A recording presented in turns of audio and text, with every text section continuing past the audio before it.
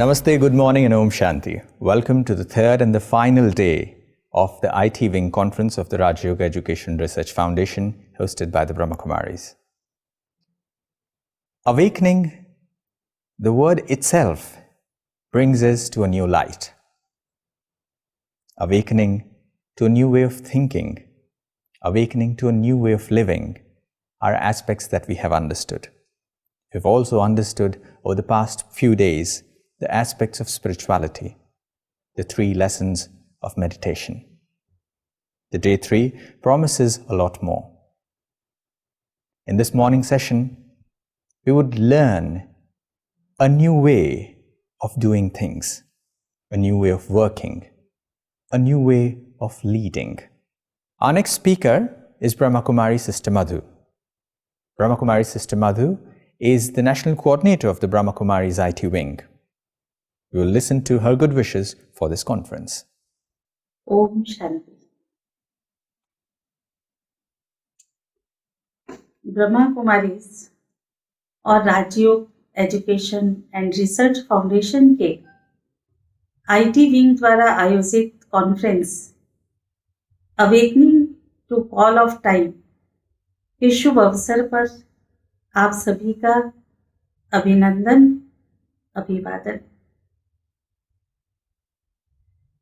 समय तो सदा परिवर्तनशील है, उसमें भी खास अभी का जो समय है उसमें हम बहुत बड़े बड़े परिवर्तन देख रहे हैं। सारी दुनिया थम सी गई है। वर्क फ्रॉम होम की वजह से अधिकांश लोग एक ही जगह ठहर गए हैं। एक और जहां सब कुछ स्टैंड स्टिल हो गया है, वहां दूसरी ओर आईटी से जुड़ी सेवाएं बहुत एक्टिव हो गई हैं। दुनिया के बहुत से कारोबार में आईटी की बड़ी भूमिका है, इसलिए किसी का कार्य बहुत ही बढ़ गया है और किसी का काम ही एकदम बंद हो गया है।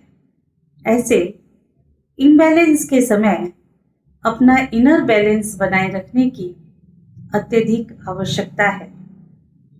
इनर वर्ल्ड के प्रति जागृति लाना जरूरी है। जागना अर्थात अवेक होना और अपनी सोच, फीलिंग्स, एटीट्यूड, बोल, व्यवहार, कार्य, लाइफस्टाइल को मैनेज करना, जिससे बदलते हालात को हम सही रिस्पॉन्स दे सके। इसके लिए स्पिरिचुअल विजडम चाहिए, जिससे हम अपने इनर सेल्फ या आत्म स्वरूप को अनुभव करें। हमारा आत्म स्वरूप सत्य है, अविनाशी है। अपने इस ओरिजिनल रूप पर आधारित होने से हम स्थिर हो जाते हैं। अपने इनर सेल्फ को स्टेबल बनाएंगे तो बाहर कितनी भी हलचल हो, हम स्थिर रहेंगे। आंतरिक जागरूकता से अपनी असली असीम क्षमता, गुण, शांति, शक्ति का भी हम प्रयोग कर सकते हैं। आत्म स्वरूप में रहने से हमारा माइंड क्लियर रहता है, हमारी अंडरस्टैंडिंग बढ़ जाती है, जिससे सिचुएशन को व लोगों को पूरी तरह से समझ सकते हैं। इसी कारण हम पॉजिटिव एटीट्यूड और लाइफस्टाइल से सही रिस्पॉन्स पे विजयी बन सकते हैं। इसीलिए कहते हैं, जागने वाले की किस्मत भी जाग जाती है। जागरण शुभ होता है। जागरण के साथ सुबह को जोड़ा जाता है। अतः हम जागेंगे तो सुबह की सुनहरी किरणों का भी हम स्वागत कर सकेंगे। वैसे भी आज दुनिया का कोई भी काम आईटी के बिना पूरा नहीं होता है। आईटी सबके साथ कनेक्टेड है, इसलिए आईटी से संबंधित प्रोफेशनल्स जागेंगे तो हर क्षेत्र में जागृति आएगी। तो देखिए, आप सारे विश्व का आधार है। समय की पुकार सुनकर जागने तथा सारे विश्व को जगाने की जिम्मेवारी का ताज आपके सिर पर चमक रहा है।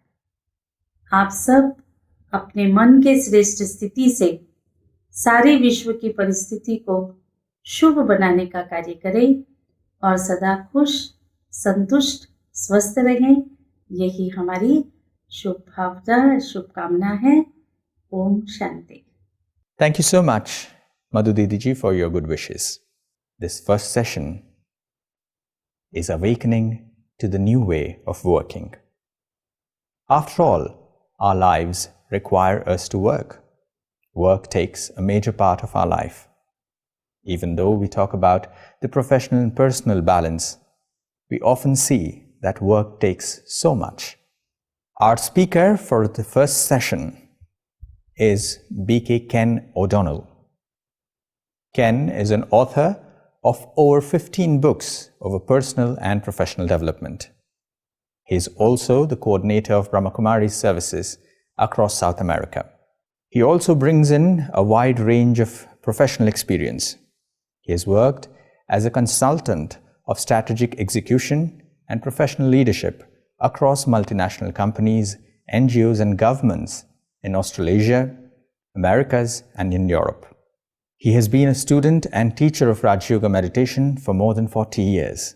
Over to Ken on his thoughts on a new way of leading, awakening to a new way of working. Hello everyone, greetings of peace. I've been asked to talk about the topic of awakening to a new way of working and leading. I would actually emphasize the word new, because are we going to move really to a new circumstance, or will we be just leaving one cage and going to a new cage?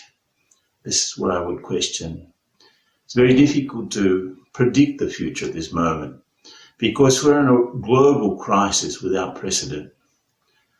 It's the most severe economic recession in nearly a century, and there has been enormous damage to people's health, jobs, well-being, and there are actually three scenarios according to the IMF, according to the World Bank, the OECD. They're like this. There are some countries like Brazil, for example, where the pandemic is going to get much worse before it gets better. And then there definitely seems to be a second wave. After they open up a little bit, there'll be a second wave. And according to the statistics, this will also have an impact on the economy. The major economies of the world have taken a hit at the moment, about 6 or 7%, and then maybe another 3% if there's another wave. And the last one will be one in which we sort ourselves out and we carry on. That seems pretty unlikely at the moment, but hard to say.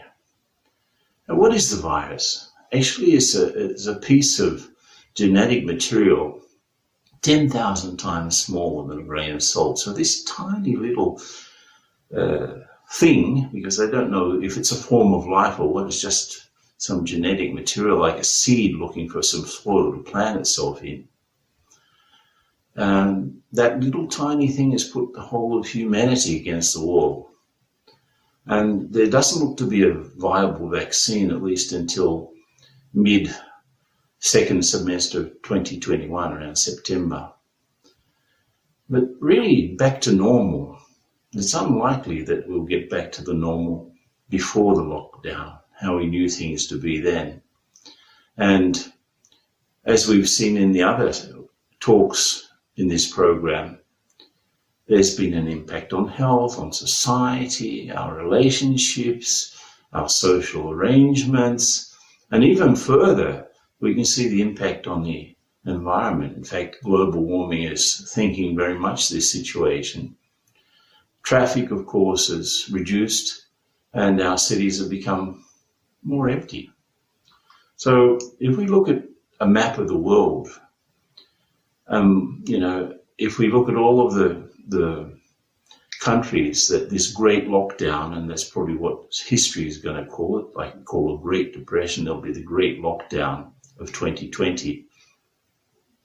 It's much worse than the financial crisis of 2009 and on par with the Great Depression, even worse. We don't really know the full consequences at the moment. But if you look at a map of the world where they're predicting the drop in GDP, most of the major economies are in the red. There are very few economies around zero and extremely few above zero in terms of percentage growth. So this will be sort of enormous. And again, if you look at the graphs of NASDAQ, the New York Stock Exchange, any stock exchange actually, since the beginning of the year, it's just, gone in a nosedive. And this is the fastest and greatest collapse since 1929. And of course, this will have effect on our workplace. They're empty at the moment in most places. In Brazil, where I am, the lockdown has, continues because here there are more than 50,000 deaths and over 1 million cases, and it's getting worse before it's getting better. And the actual statistics, I've got a friend who works in the health area. He's a health administrator in Sao Paulo City. And he says the real number is about 10 times this. So some economies like Brazil are really taking a huge hit. But if we try to imagine the workplace after everything sort of somehow or the other gets slightly back to normal, then of course they will have to maintain all these protocols of hygiene and health and social distancing and so on. Probably also having learnt that many of the jobs can be done from home in this digital age. A lot of people will, probably not be going physically back to work anyway, except now and then. And so that has other consequences. Many companies will, for example, why are we paying such a huge rent for a place where there are only 20% of the people that we had before the lockdown? So there's going to be a lot of different consequences of this. And I've got a friend, this whole story of working remotely. He has a lawyer's office. He had 30 lawyers working for him. And of course, they all had to work from home. And he has seen that 95% of the work that he does can be done from home. So he's moved to the countryside. He's got a place in the countryside. And all of his other fellow lawyers who are part of his team are also working from their homes, some of them in the countryside, some of them in the city.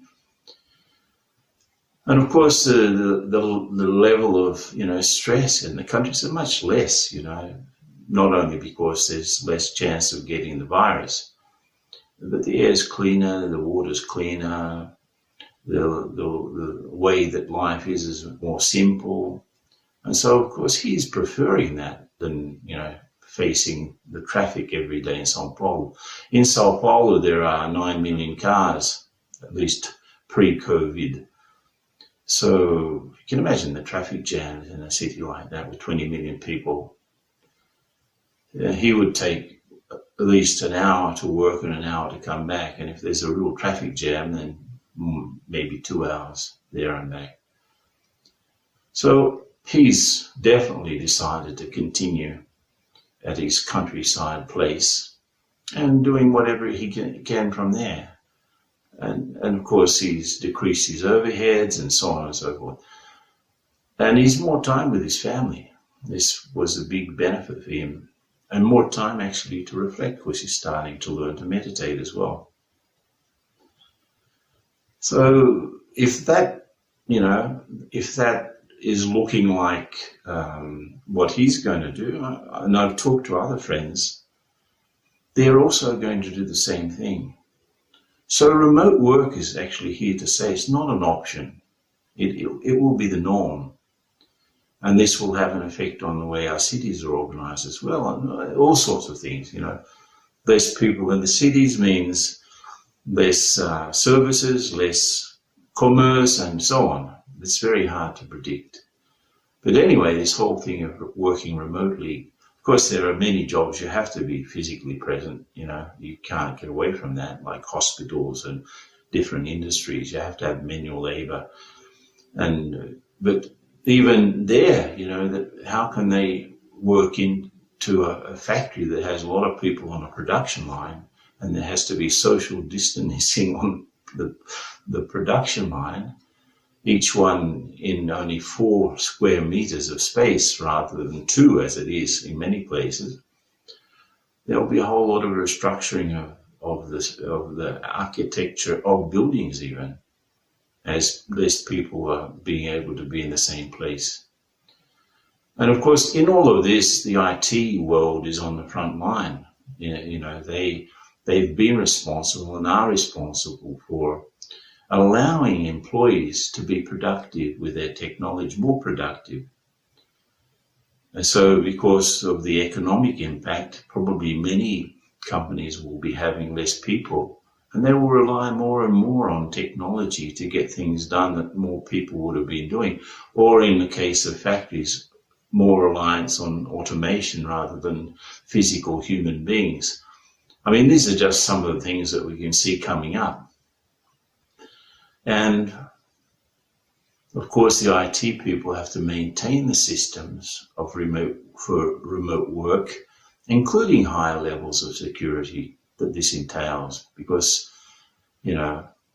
some people have to be connected with servers and they have to go there to access them. But security has become a big problem. Even, we've seen with these online conferencing programs, how much hacking is still going on. The other day I was doing a presentation. In the middle of the presentation, somebody hacked in and started to play some heavy metal music as I was speaking. So very interesting experience.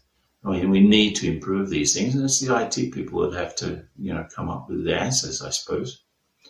And because they're heavily involved in the organization, they'll be very much involved in the reorganization of things and the distribution of things. The supply chain, there are some gaps in some industries because of obvious reasons. And so how do we get around the gaps? Are there intelligent solutions to, supply chain problems? And of course, one of the things that may happen because of this over-dependence on the digital world, over-dependence on the internet at the moment, who knows that we've got systems sufficient to cope with such a load. And we've already seen some, so many people accessing it at the same time really creates a burden, especially in poorer countries. And so you're in the middle of an important conversation and suddenly it breaks down. So we have to somehow or the other be more real about our lives. Is this the sort of world we want? Is this the sort of society we want? Is this the sort of workplace we want?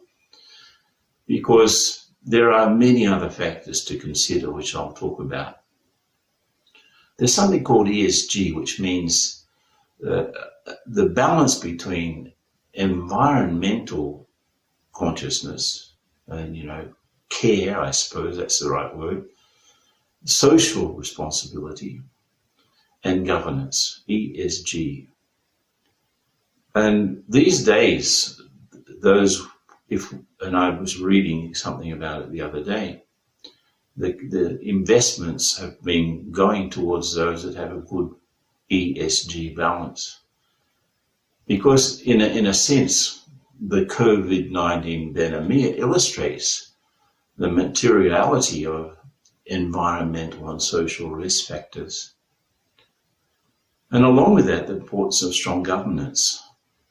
And this is not just in a country, of course. We've seen so many leaders making huge mistakes with all of this and making crazy statements about what is and what's not, what the solutions could be. and taking the wrong decisions. So a lot of what's going on is due to wrong calls by our leaders, our political leaders.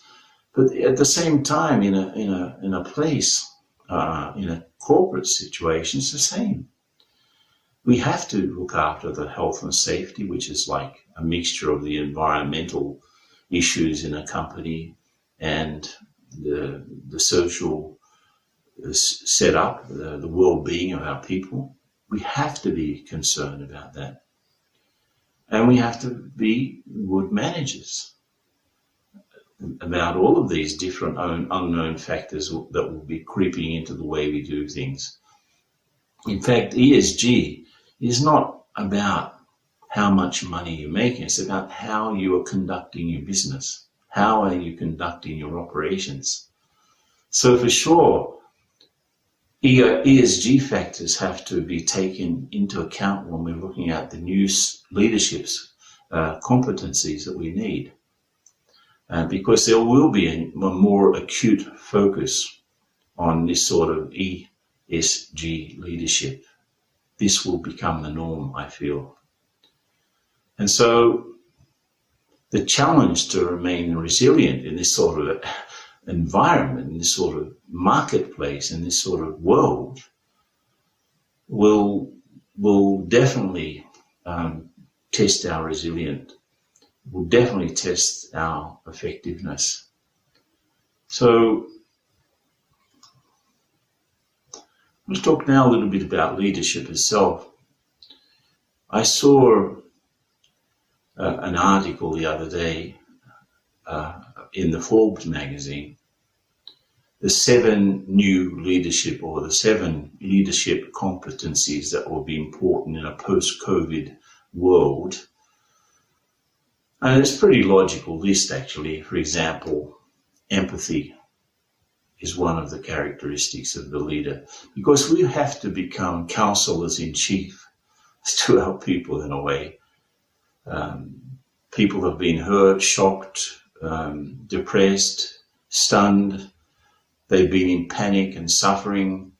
They've lost loved ones. Maybe they know someone has lost loved ones.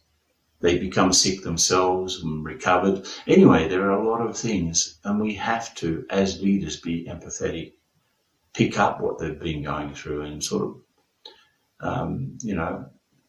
relate it at a human level. Because the essence of leadership is the conversation and the relationship.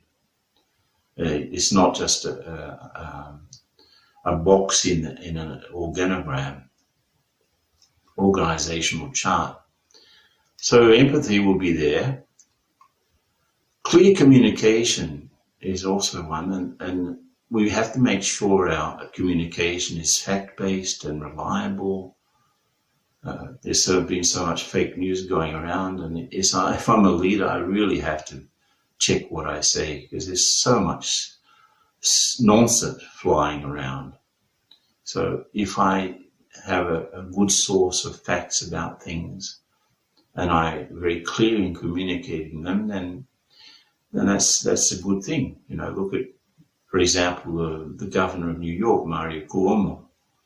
You could see how every day we'd have a briefing and put the things exactly as they were to the people. Very inspiring. Also, we have to be honest without ambiguity. Now, ambiguousness is one of the characteristics of the so-called VUCA world. At the end of the Cold War, the US military were trying to, what is the sort of world we're moving into? And they came up with this acronym, VUCA, which means volatile, uncertain, complex, and ambiguous. And since then, since the end of the 1980s, everything has become more volatile, more uncertain, more complex, and more ambiguous. So lots of opinions about the same thing, lots of meanings behind things, and I have to become a very good understander of what's going on and transmit that in a nice way. The idea of managing virtual teams will be a challenge for many because they're used to having eyeball contact with their people and having, physical meetings, and they can exert the pressure of their vibration in a meeting, but in a virtual meeting, it's pretty hard to do that because the vibrations is not carried over the internet so much as it. If I'm in a room and there's sort of a icy feeling, and as they say, the elephant in the room, nobody's mentioning that because the vibration of fear is there, or the vibration of of panic may come in. So managing virtual teams will be a big deal. Also, as I said before, resilience, which is like flexibility and adaptability, because we can't control the chaos. We can't do it, no way. And so then I have to have humility and to show that I'm not infallible, to show that, I'm just a human being like you. No one has all of the answers, and to be able to engage others and include others and get the best out of people, it's absolutely essential to have the art of being humble. And of course, active listening, which is sort of connected with empathy. Listening to people's stories, listening between the lines, listening behind what they're saying to really get the right meaning out of things. So this is an art, isn't it? But how? This is, as I said, this looks great on paper, but how? How are you going to have that list in practice? Especially if we've got this mode of excessive thinking. I have to become an interpreter of the reality around me. I have to become a translator of meaning, in a sense. So if my head is so full of stuff, so full of many thoughts, excess thoughts, unnecessary thoughts, useless thoughts, negative thoughts, if I have 1,000 waking minutes in a day and something happening in my mind every half second, that's 120,000 things. So though I would like to be that list that I just showed you, if I'm having such a confusion inside myself, I'm probably robbing myself of the opportunity of seeing anything clearly, to be able to communicate it clearly, to be able to pick up on what people are going through, to be able to guide them through, the rough seas at the moment, because I've got storms going on inside my own head. And so this is something absolutely essential. I have to deal with it. I have to learn to have less thoughts and better thoughts.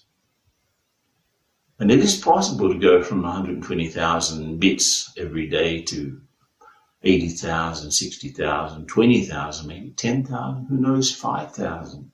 Of course, you have 5,000 essential bits going in on your mind every day. You can even reduce it more than that. But because there's less stuff disputing for the same space inside your head, then you'll see things clearly. You'll see things better. Part of that is to learn to be a detached observer, to take the high ground, to see the bigger picture, to see things in a bigger context. What are all of the systems that are interacting with each other and producing this event? What are the physical, mental, emotional, spiritual layers involved in a situation? Because if I can see more, I'll be able to understand more. And if I can understand more, I'll be able to decide better. So these are, some of the things that we have to look at if we're going to help lead people through this craziness at the moment. And if I want to diminish my thinking and improve it, I have to learn to meditate. It's not really an option anymore. I have to organize my thinking. I have to organize my perception. And I have to learn how to become calm so that I can be stable. And stable governance, stable management is absolutely essential at the moment. And I have to introduce, therefore, different meditative pauses in my daily life. So stopping now and then, 1 minute in an hour, for example. If I learn how to stop for a minute in an hour, the other 59 minutes are fantastic, much more productive, much more clear. And so part of it also is to develop a positive vision towards the self and towards others, to see, behind the rubbish, to learn how to value the self rather than, condemn the self. Your self-respect is that, isn't it? I have to learn what my real innate value is. I am a spiritual being going through this human experience, whatever it is. And my nature, at the base is peace, love, contentment, truth. These are my basic innate characteristics. And I can use those as a sort of a springboard for greater things, If I don't have the qualities, I can't form the virtues in a way. And if I don't have the qualities and the power to do that, which I would get through meditation, then I can't do all of that list that I just showed you. I can't be more empathetic. I can't communicate better. I can't be more resilient. I can't be more honest. So, it's easy to make lists, but we have to work on ourselves and see the best in others, because that will create and generate trust, isn't it? If I see behind all of the stuff and I see that individual like me, in fact, at a deeper level, we're very similar. When I look at someone else, I'm also seeing how I am a peaceful being, and the other one was also, but we've forgotten that. Again, I have to learn to cultivate my life. Your life is like a garden in a way. And the people that are part of it, they're like the plants also. If I'm a leader, I've got some plants to look after, right? And so what does a gardener do? Waters the thing, make sure there's enough light, make sure the soil is good, make sure there's enough space between the plants, make sure there's enough time for them to grow. So I need to give the light of understanding. I need to give the water of care and love. I need to provide the soil of values. I need to give the space of freedom, and I need to give the time of patience. So these are I need to have an attitude like that with people and with myself. If I want something to grow, I have to create healthy growing conditions. And I should never forget that I'm the one painting my life. I'm the one opening up the way towards the future. So I've got a paintbrush in my hand. It's not that the road is just opening up behind me. I'm also painting the road. So I'm the painter of my life. I'm the one who's making things open up. It's not, I'm just waiting for things to open up. I have to be, proactive and open things up. If I want to go this way, let me paint myself that way as a painter, right? Paint the road and then walk along it. Now, meditation itself, and I've just got a couple of minutes more for this, but basically it's to become as calm as, we've seen a lake in the mountains that's like a mirror. It's so still and so clean that it's reflecting all of the trees perfectly. And if you throw a rock into that lake, then you disturb that image. So in a way, I have to allow my mind to become so calm, but it doesn't mean to be empty. So let's have a short experience. Just sit nicely. I'm this peaceful being. I'm surrounded by all sorts of things, sounds and scenes and people, situations, but I'm in the center of it all, very calm. Like the center of something's not moving. Everything's moving around it, but in the center, no. So mentally I'm sitting in that center. And in the same way I'm sitting on my physical seat, I'm sitting on my mental seat behind the eyes, just a few centimeters back behind the middle of the forehead. And I'm sitting there very calmly, in the same way I'm sitting on a seat. And I remember that I am this peaceful being. I am this spiritual being. I'm the one giving life to this body and all of the activities I do through it. And at this spiritual dimension, actually, there are other things. There are other things, for example. There are other dimensions beyond here. Where was I before I came to this physical plane? And about the source, the one we call God, the divine, the Allah, Jehovah, Shiva, so many names, the Great Spirit. What's the connection with the source? And can I reconnect somehow? And these are the things, if I really want to become spiritually powerful and therefore activate all of those other qualities that I need as a leader, I have to understand myself as a soul and also connect up with that source to really get the power and the insight to face the world that we're going through. So anyway, these were some thoughts about the situation. I hope everything's well with you. I hope you stay well, you stay healthy, and you stay in peace. Om Shanti. It is not so difficult to be calm whilst we work. It does not mean to empty our minds to create peace inside. And often we have thought that to sit in meditation means to leave work. It is not so. We can be calm whilst working. We can enjoy the peace of our mind even when leading, talking, doing everything that we do regularly. Thank you, Ken, for awakening us to a new way of working.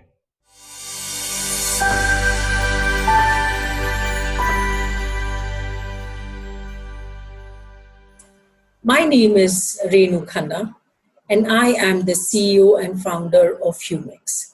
Humix is an organization which is into building human excellence. That's where I found my connectivity with the Brahma Kumaris.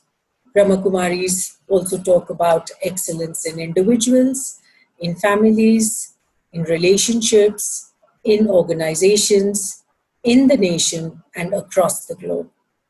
I first heard Sister Shivani almost 7 years back in her program called Awakening with Brahma Kumaris. Well, she talked of concepts which were so simple, but we were defying these concepts all along. I still very well remember she had mentioned that stress is not normal, anxiety is not normal, fear is not normal, competition is not normal. And it set me thinking, as human beings, we always thought that they were all very, very normal.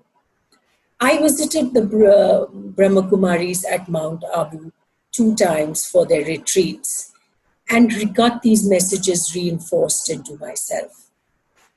I internalized them, and then I worked on all this while I was delivering my own facilitation sessions.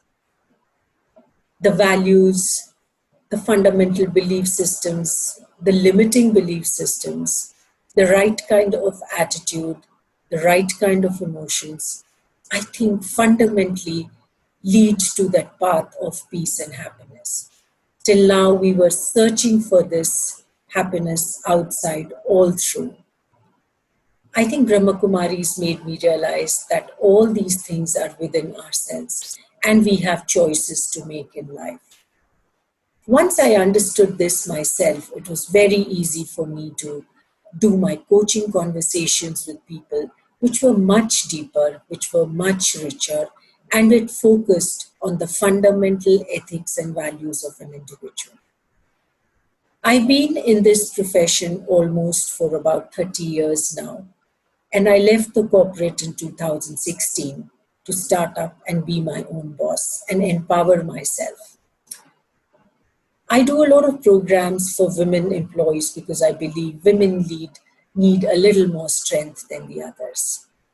And these programs are also loaded with self-esteem, self-confidence. How does one empower oneself? I think the best thing that I've learned from the Brahma Kumaris is be human.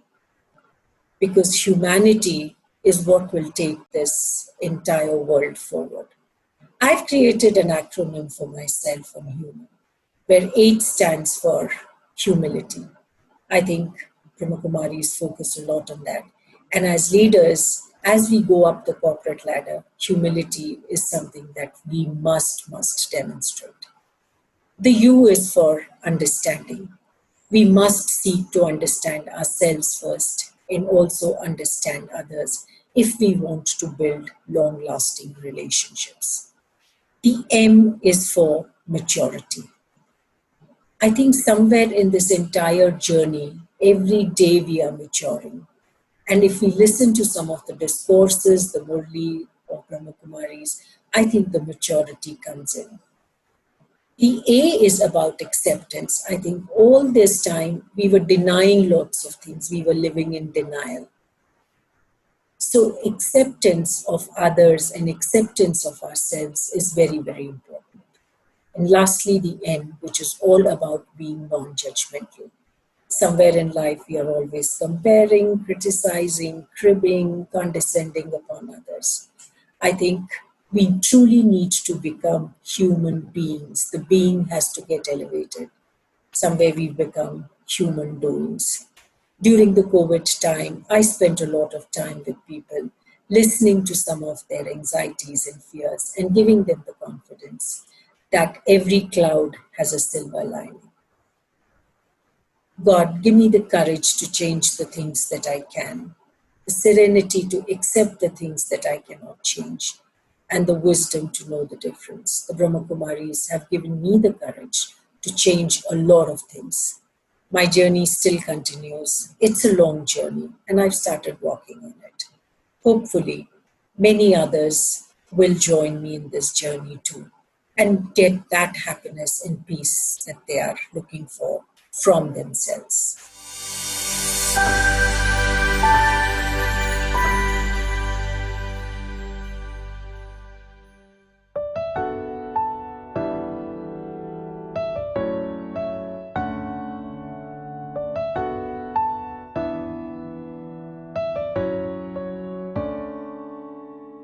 धूप में कभी छाँव बनकर, लहरों में कभी नाव बनकर, धूप में कभी छाँव बनकर, लहरों में कभी नाव बनकर, लड़खड़ाए कदम थामा है हाथ, जब लड़खड़ाए कदम थामा है हाथ। मेरे बाबा है साथ, मेरे बाबा है साथ, मेरे बाबा है साथ, मेरे बाबा है साथ, है बाबा मेरे साथ, मेरे बाबा है साथ।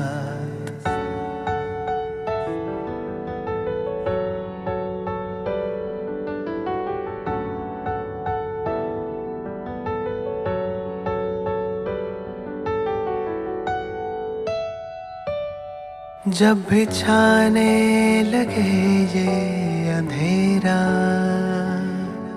मेरे संग संग चले जो सवेरा। जब भी छाने लगे ये अंधेरा, मेरे संग संग चले जो सवेरा। हर लम्हा दीप बन के जले, कांटों पे भी मेरे संग संग चले। अब तो लगता है जन्नत बने हयात।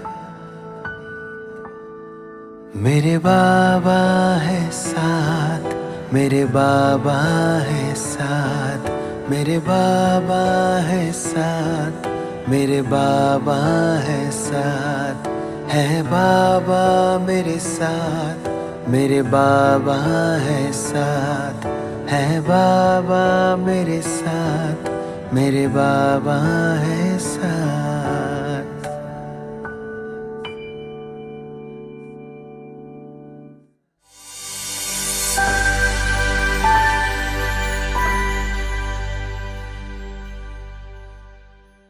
Om Shanti. I used to look outside for my strength, for my confidence, and for my happiness. Brahma Kumari taught me that it is all inside. The inside strength, positive thinking has been helping me every day to go through this uncharted time. I am determined that I will come out of this with a new skill, with more knowledge and better health. And also with more determination to look within myself and create my inner confidence and inner strength. This has been the greatest learning from Brahma Kumari which I learned since I've been associated for them for a while. I hope everybody stays safe. Om Shanti. How to harness the inner power of mind? How to harness our inner powers using the ancient Raj Yoga meditation. Meditation, of course, is supposed to strengthen us. It is supposed to empower us. It is supposed to enlighten us. And that is what people have done over centuries. To understand this aspect of meditation, we bring you to the fourth lesson of meditation. In this morning session, we have Brahma Kumari Sister Deepa with us. Sister Deepa has been a meditation teacher for many decades.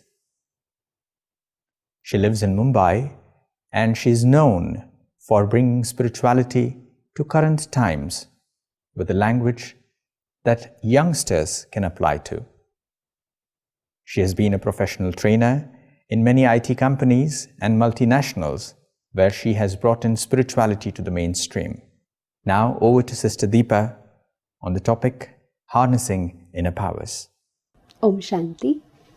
Today let us discover those spiritual innate powers which we can experience and enjoy in our life through the regular practice of Raj Yoga meditation. When we talk about our daily life in the present scenario, we find we do face many challenges. And then some challenges come in the area of our relationships, others in the form of our work situations, especially our targets. And then some come in the form of situations suddenly which come up, which are unpredictable, and we have to manage them. And yet there are other challenges which sometimes come from within, where we feel a lot of mood swings in our state of mind. Sometimes I feel everything is okay in my life and everything is moving smooth, and there are times where I feel nothing is okay and I'm not so good, I don't feel comfortable. And so let's try to discover what are those spiritual powers which we do experience, we do accumulate through practice of Raj Yoga meditation, which will help us to deal with these situations.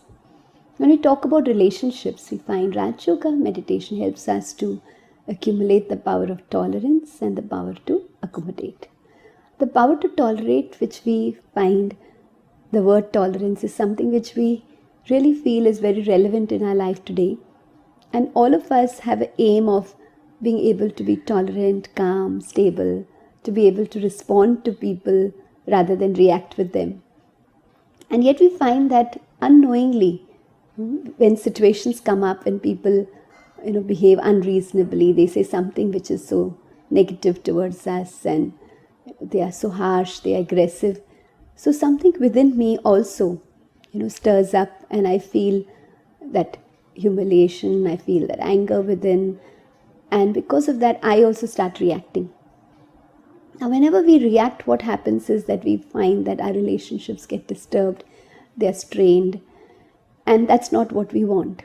How do I experience that power of tolerance? The word tolerance we find is very beautifully described in nature by the tree. As we find that the tree, the more the fruit the tree has, the more stones it has to bear. That is, a tree realizes that as much as it has those fruits, its nature of giving allows it to experience that innate strength to be always giving fruits, even though it is going to face stones. And so we find that how do I also experience that power from within, where I can use my innate virtues and constantly allow myself to respond on the basis of my innate values, virtues, qualities. Whenever a person is behaving unreasonably, we find that at that time that person physically, externally looks aggressive, a lot of energy outside, but internally that person is not calm, he is unstable, and he's very weak emotionally. He's not able to even control his own feelings and emotions. And so that time, if I'm able to have this spiritual understanding, the spiritual perspective towards the situation, and see his state of mind or her state of mind, we are able to understand that that person at that moment is in pain or stress or frustration. And so the best response would be to be able to remain calm, stable, allow that person to settle, come back to his innate stability, calmness, and then after some time when we feel yes, it's okay, then we talk to him and discuss or share whatever our ideas are. And so we find that as soon as we take that decision to respond, to remain calm, that inner power of tolerance, where tolerance does not mean suppression, because many times we say yes, we tolerate, but it's like 5 times I tolerated, then there's a limit. And so what happens the 6th time? I react. Now as soon as I react the 6th time, all those feelings and emotions which were there within me for those 5 times, when I was listening to this person and was not saying anything, those feelings and emotions are let out in that 6th time. Is more like a explosion. So somewhere those 5 times I was not tolerating, I was only suppressing my feelings and emotions. The power of tolerance means where I am able to change my understanding towards the situation and that individual. So as soon as I see that person as at that time not in a good state of mind, in a weak state of mind, in pain, in stress, I am able to take that step behind, remain calm, remain stable, and allow that person to settle. And as I use the power of tolerance, we find that we need the power to accommodate, because we find that every individual has so many virtues but also has weaknesses. And so the power to accommodate is very beautifully again in nature shown to us by the ocean. Such a vast ocean, and we find that the ocean has the power to absorb everything, all the river bodies it takes in everything, but the ocean has the wisdom that what it feels is not good enough to take in, it just throws out on the shore. In the same way, the power to accommodate when we deal with people is to listen, to take in, to understand. But when I see that this person is at that time being influenced by his weakness, by his negativity, I choose not to absorb that negative energy. I allow myself to forgive that person and only see his virtues. Only remember those opportunities where he has been able to work through his virtues and allow that relationship to have a lot of trust, cooperation, support for each other. And so as soon as I choose to accommodate, that means forgive this person and see his virtues and qualities, that gives me the power to tolerate and remain easy and stable for some time, so that I allow that person to heal his state of mind, come back to a state of lightness, positivity, stability, and then I'm able to allow that relationship to become positive again. So we find that these 2 powers, the power to tolerate and the power to accommodate, help us to heal relationships. When I see this individual only on the basis of his weaknesses, of his past experiences with me where he has not behaved rightly or she has not done right things with me, then we are holding on to those things and we are unable to forgive. And because I'm not able to forgive, I'm just allowing those weak thoughts, those negative thoughts to remain in my mind and heart throughout the day. And so the vibrations which are being shared with this individual throughout the day, the energy which is reaching this individual throughout the day is negative. And so what happens, slowly and slowly that relationships becomes weaker, the relationship becomes more strained, and the feelings of good wishes between each other become less and less. And so that's a time when we find that we normally complain that, well, I have done so much good for this person, but this person doesn't respond, this person behaves unreasonably, this person doesn't cooperate. So many times it's so important for us to understand that I may have done some good things or right things on the basis of my role, responsibility or duty, maybe in the family or maybe at work also. But what I've been thinking about this person is so important. And so relationships are sustained by our quality of thoughts and feelings for each other. And so if I have developed these powers of tolerance through Raj Yoga meditation, I understand that this person is also at that moment under the influence of his own or her own weakness. And so I give the space to that individual to allow himself to settle. And in that time, in that silence within, I send good vibrations to that person. I am able to remind myself of those moments where that person has given me happiness, where that person has behaved so lovingly, with care, with concern, compassionately. And I'm able to send those good vibrations, those good wishes, so that that energy slowly allows that individual to settle and heal the relationships. And then we find the power to accommodate is where I'm able to let go. I'm able to just forgive this person and not hold on to those negative feelings or those negative emotions which were created in the past because of some situation. And so as I'm using this power to accommodate, where I keep only the goodness of that individual in my heart, in my mind, then we find that both these powers help us to sustain the sweetness of that relationship. And we find that then we are able to heal relationships. We are able to come back and connect with each other with more love, with more understanding, and sustain those good feelings for each other. We find that along with relationships, we find, especially in a work area, it's our performance which is very important.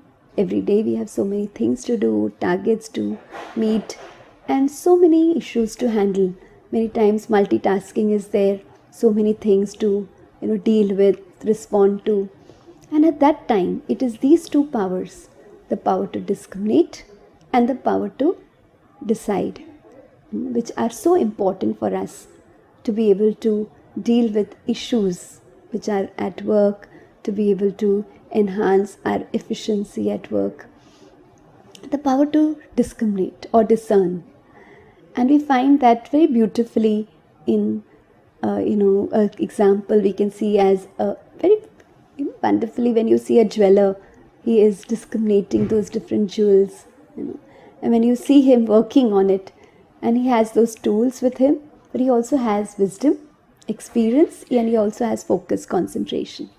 And so he is able to distinguish between those stones which are there, those beautiful stones which maybe look like diamonds but actually are just pieces of glass. And so he is able to distinguish between a diamond or a piece of glass.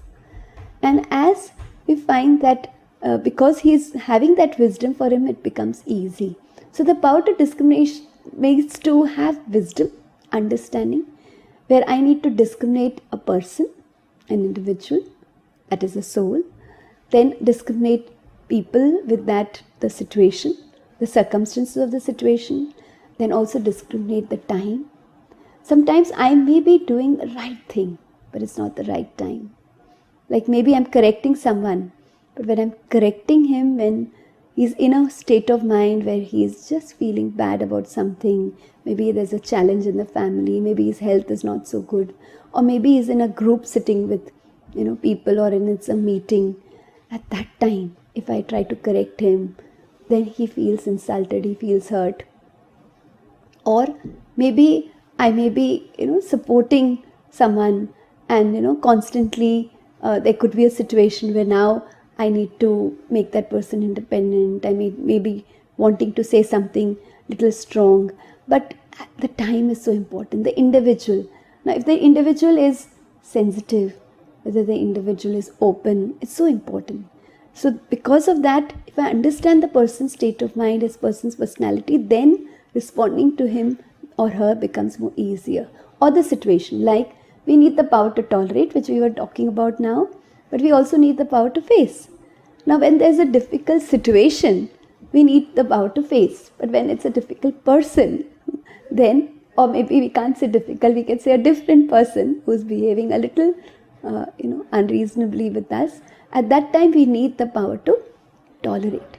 But most of the times what do? We do just the opposite. And if this person is getting upset with me and he's speaking aggressively, he's speaking unreasonably, I react. I face this person and say, why did you say like this? How could you say like this? This is not right. This is not right. You can't tell me like this.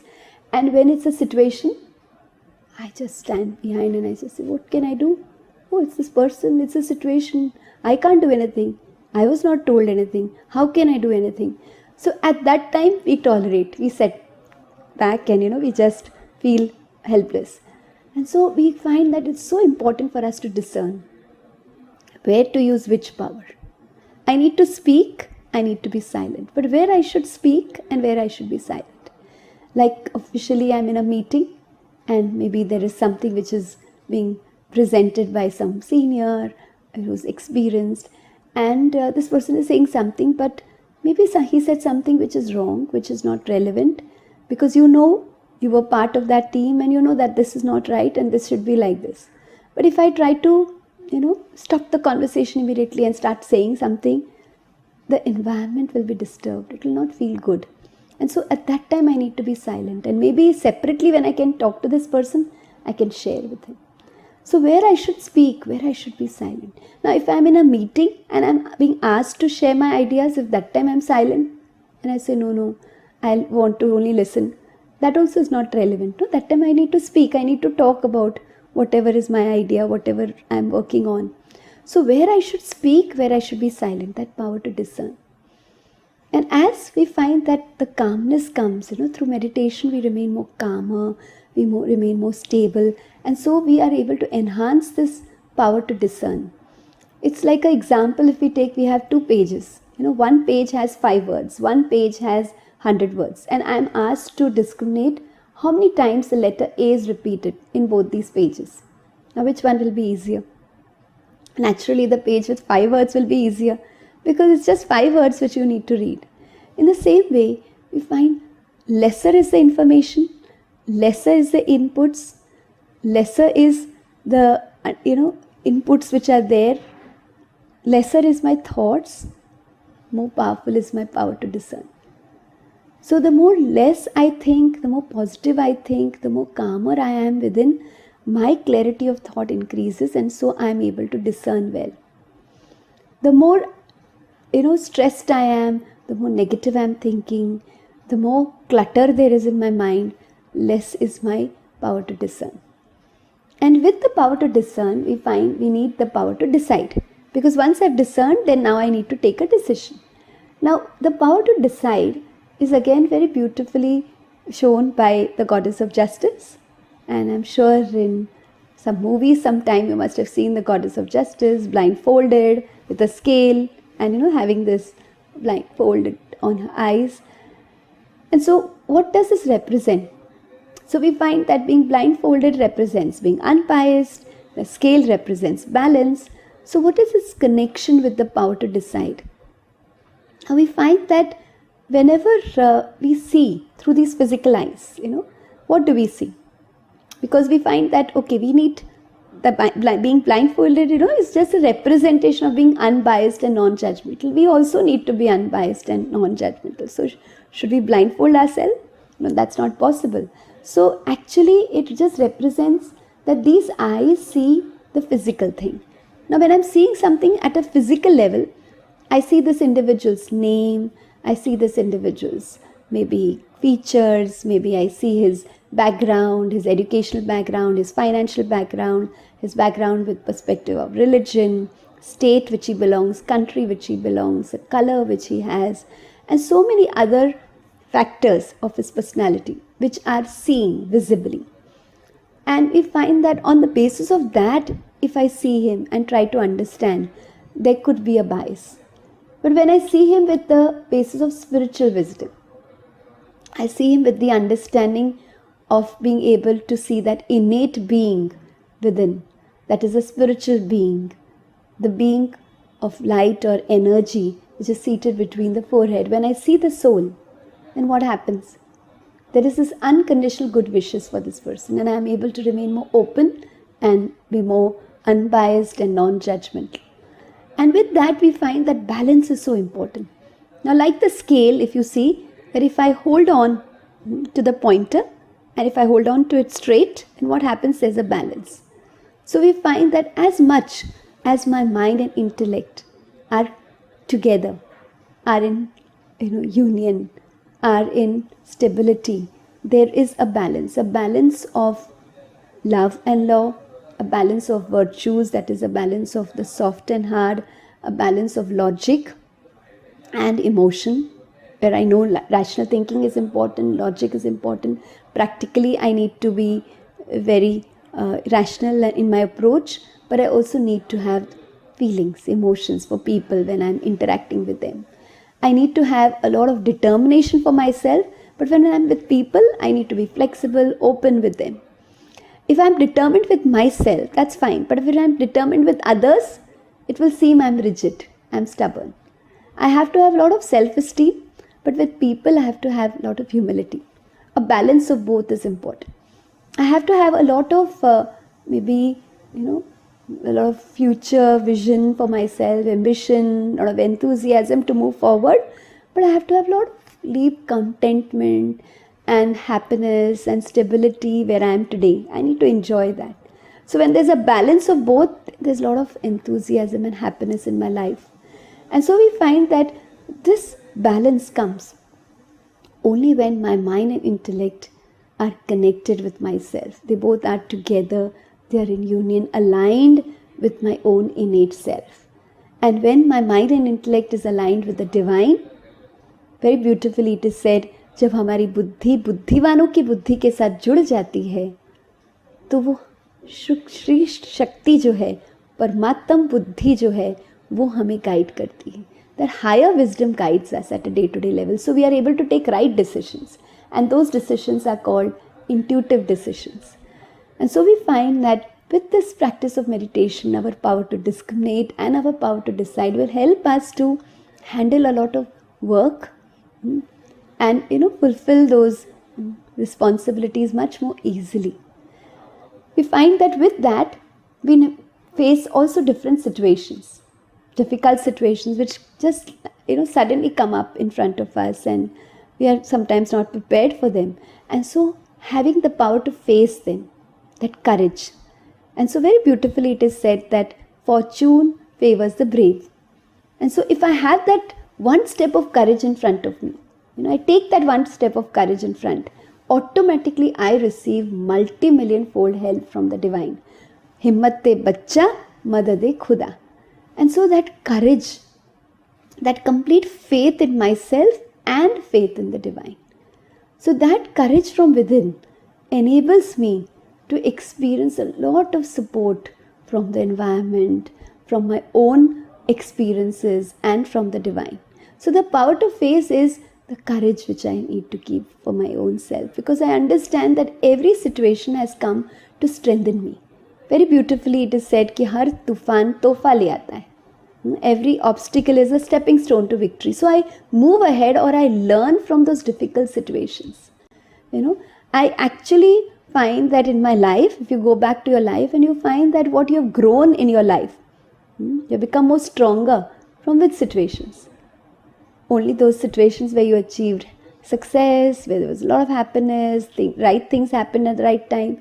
Those things really made you stronger? Or actually it was those difficult situations where things didn't work out, where you really felt alone and you didn't have support of many people around you, and yet you kept that courage in yourself. And courage helped you to experience that support of the divine, of the supreme, and you were able to move forward. So you learned so much, you became more stronger, you became more powerful, you had more understanding that now, whatever happens in front of me in my life, this will make me stronger. This will help me to grow. And so we find that the power to face enables us to become strong, but also enables us to receive support from the environment. And when I am courageous, I will automatically receive support from people around me. And so we find that the power to cooperate supports the power to face. The power to cooperate, which we very beautifully in scriptures, there is this story about Govardhan Parvat, that is this big mountain which was actually lifted by the support of everyone. Everyone contributed with their finger. So finger represents that little cooperation.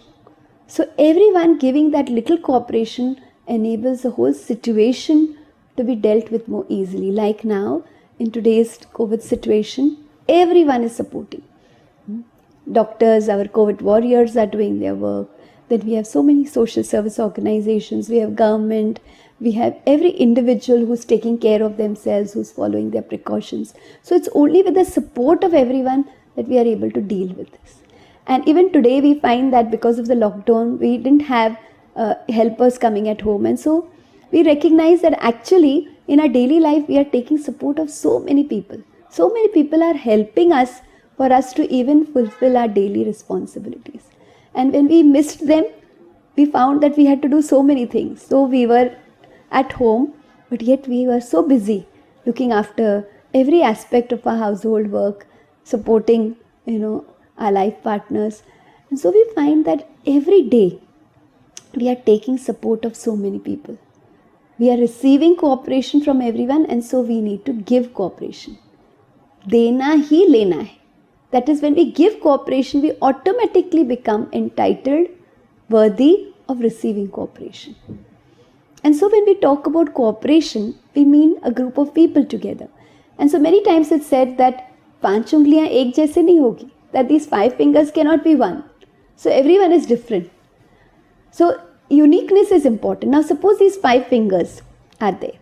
Suppose we think that maybe these 5 fingers become like each other. Suppose all of them become of the same shape and size. What will happen to the utility of this hand? Will it increase or decrease?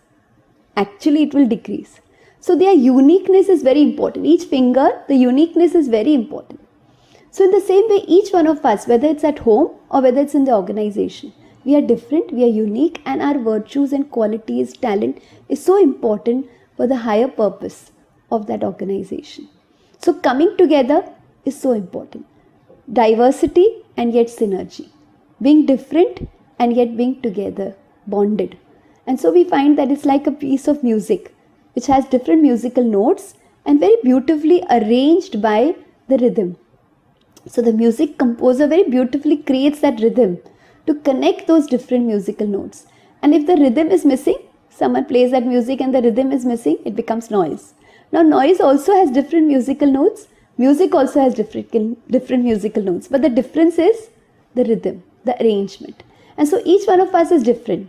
But when we are connected with each other with a higher purpose, when we are connected with each other by respecting each one's virtues, each one's qualities, each one's role, seeing each other's virtues and qualities, we find that that rhythm of good wishes, that rhythm of respect, that rhythm of unconditional love and acceptance for each other creates music. So if there's noise, I can create music. And if there's music, I need to sustain that rhythm, sustain those good wishes for each other. And so cooperation is so important, cooperation with myself to make my life better. But also at this present time, I need to cooperate with the divine. And God also we find is taking up, nature and God are taking up this task of transformation, cleansing the world. And so we need to cooperate. So I change, the world changes.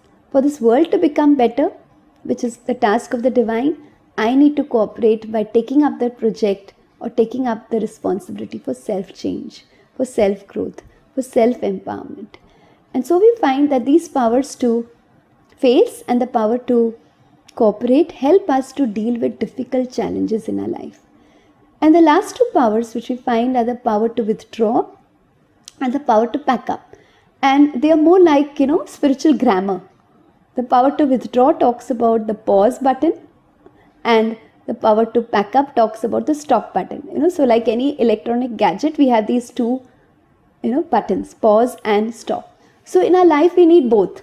We need to pause, surely, throughout the day. And you find that in this COVID situation, it was like nature putting on the pause button for us. And it was so needed. It was so needed for nature also. We find that, especially in the initial, 1 or 2 months, nature settled. We find the environmentalists, they talked about the figures and they talked about how the pollution became less. We found traffic also became less. We also find that this pause button enabled each one of us to realize that we need to take some time out for my own self. I need to take some time out for my family, for my own emotional, mental healing, empowerment. It's so important. In today's situations also, when we read the newspaper every day, we find that it's so important. So that pause, even throughout the day, is important. So after every hour, a minute of silence. We use that in the Brahma Kumaris. We call it as traffic control. We have a site which says just a minute, and you can go on to that site and we have these little commentaries for a minute. And so taking that little minute, creating that peace time for myself, creating that drop of time where I can reconnect to that inner calmness, inner strength, inner stability, and then come back to a situation again, come back to the present again, feeling more refreshed, feeling more charged.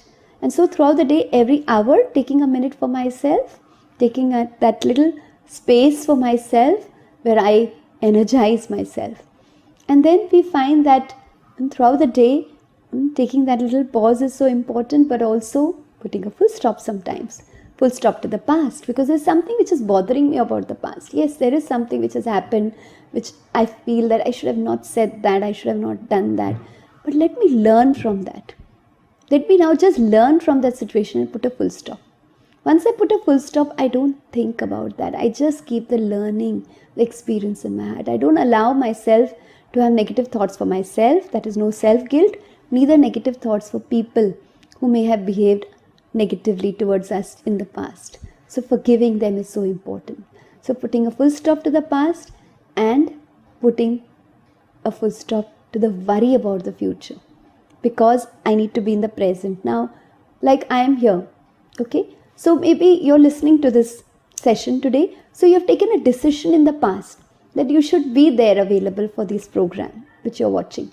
So that decision of the past enables you to experience the present. That is, you're watching the program, you're listening. Whatever decision you take now will, the fruit of that decision, the result of that decision will be reflected where? In the future. And so we find that we can change our past. Yes, we can't change today's past, but tomorrow's past, yes, we can surely change. We need to be in the present. So putting a full stop means being in the present, letting go of the past and not worrying about the future, because the future is created in the present. And so we find this also means that we are in a journey. And so in this journey of life also, there will come a time where there will be a full stop. That is, there's a time when we have to return back. And so we all have a return ticket. And we find that whenever we complete this journey, what is those, wonderful assets or resources which we can take with ourselves? And we find that at a physical level, we cannot take anything with us. But yes, we can surely take a lot of good karma, blessings, love, happiness, joy, which we have accumulated every day. And so I have to check throughout the day that today I worked, I finished my targets, I took care of my responsibilities at home, I did so many things for my physical health, but how many blessings did I accumulate?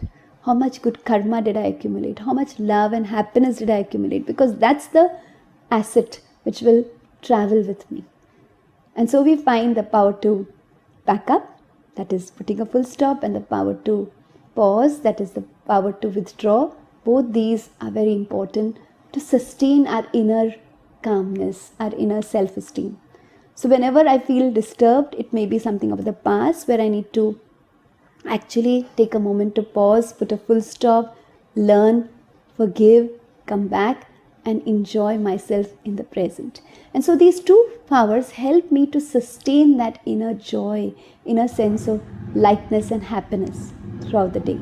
And so we find that today we have discovered these spiritual powers, the power to tolerate and the power to accommodate, to heal our relationships, the power to discern and the power to decide so that I'm much more efficient at work situations, in any area of my life, the power to be responsible, the power to face, and the power to cooperate for difficult situations in front of me, the crisis situations in front of me, and the power to pack up and the power to take some time to pause and refresh. That is the power to withdraw and pack up for my self-healing, self-empowerment.